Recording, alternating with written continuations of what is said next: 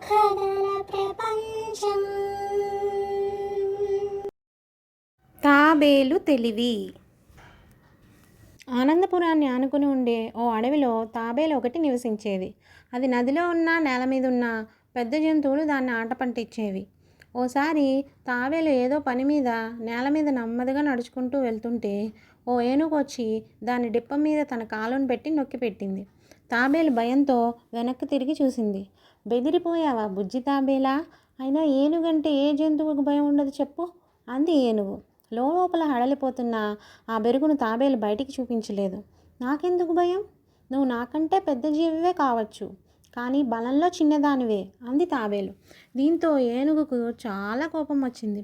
అయితే నీ శక్తి ఏ పాటితో నాకు చూపించు అంది ఏనుగు. సరే, కానీ ఇప్పుడు కాదు. నువ్వు రేపు ఉదయం నదికి కాస్త దూరంలో ఉన్న ఆ మర్రి చెట్టు దగ్గరికి రా అని చెప్పింది. ఈలోపు తాబేలు పెద్ద తాడును సంపాదించింది. దాన్ని పట్టుకుని ఉదయాన్నే నది ఒడ్డుకు వెళ్ళి రోజూ తనను వెక్కిరించే పెద్ద మొసలిని పిలిచింది.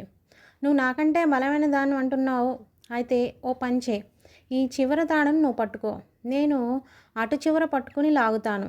ఇలా 2 నిమిషాలు చేద్దాం, అప్పుడు ఎవరి బలం ఏంటో తెలుస్తుంది అని సవాల్ విసిరింది.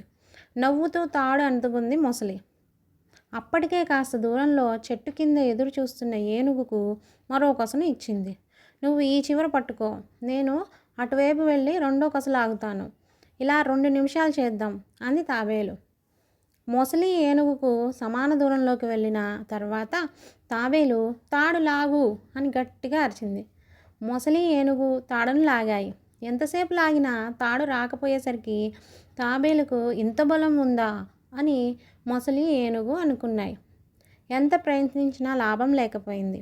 ఈలోపు 2 నిమిషాలు ముగియడంతో చూసావా నా బలం అని తాబేలు అంది. సిగ్గుతో ఏనుగు మొసలి వాటి దారిన అవి చల్లగా జారుకున్నాయి. అప్పటి నుంచి అవి తాబేలును హేళన చేయటం మానుకున్నాయి. Thank you for watching the video. ఈ వీడియో కనుక మీకు నచ్చినట్టయితే లైక్ చేయండి, ఫ్రెండ్స్కి ఫ్యామిలీ మెంబర్స్కి షేర్ చేయండి.